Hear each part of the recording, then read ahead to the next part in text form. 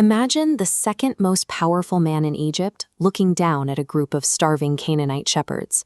Standing before him are the very brothers who sold him into slavery 22 years ago.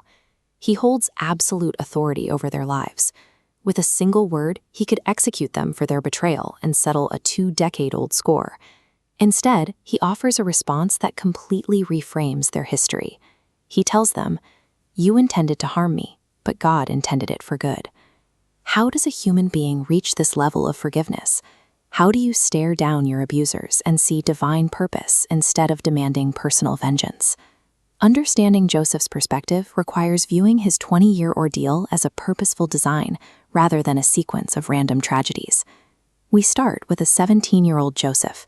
He is his father's obvious favorite, flaunting an expensive, ornately woven robe in front of his older, working brothers, and boasting of dreams where they all bow down to him. The brothers' resentment boils over into violent retaliation. They ambush him, strip off the symbol of his father's favoritism, and throw him into a dry, empty cistern to die. Instead of leaving him to starve, they spot an opportunity for profit. They haul him out of the pit and sell him as a slave to a passing caravan of Midianite merchants. Joseph is taken far away from his family in Canaan, marching hundreds of miles along a harsh desert trade route down into the heart of the Egyptian empire. This initial disaster is driven by human evil, yet it serves a severe, necessary function. It strips away Joseph's arrogance and youthful pride, establishing the baseline for the man he is about to become. Joseph lives as property in the household of Potiphar, a high-ranking Egyptian official, stripped of his identity and his rights. Despite his lack of status, he maintains strict moral boundaries. When Potiphar's wife repeatedly demands he sleep with her, Joseph refuses, fully aware of the lethal risk of denying a woman of her rank. His reward for this integrity is a false accusation of assault. He is immediately condemned and thrown into a grim Egyptian dungeon. From the outside, Joseph appears abandoned, but the text reveals a hidden reality. While Joseph was there in the prison, the Lord was with him. God remains actively at work, granting him favor with the warden until the prisoner is effectively running the dungeon. By refusing to play the victim, Joseph proves that character is formed by how we respond when everything is unfairly taken from us.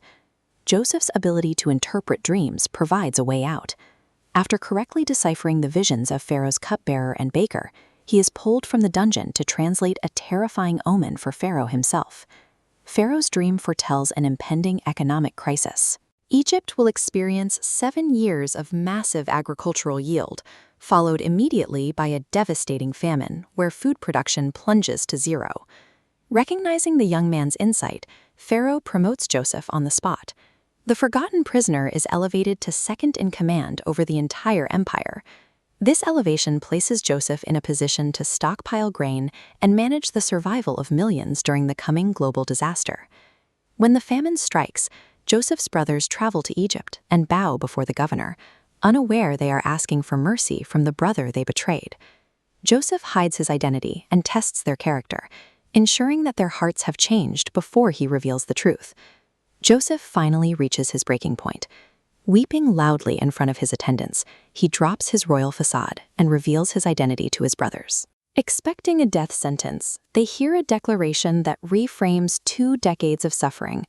God sent me ahead of you to preserve for you a remnant on earth.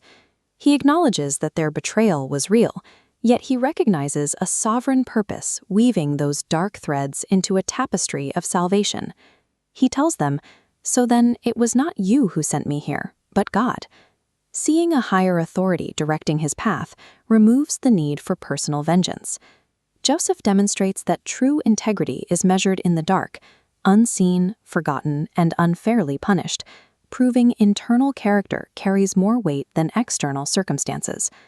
Trusting the ultimate author of the story transforms a chaotic tragedy into a purposeful journey, proving that any situation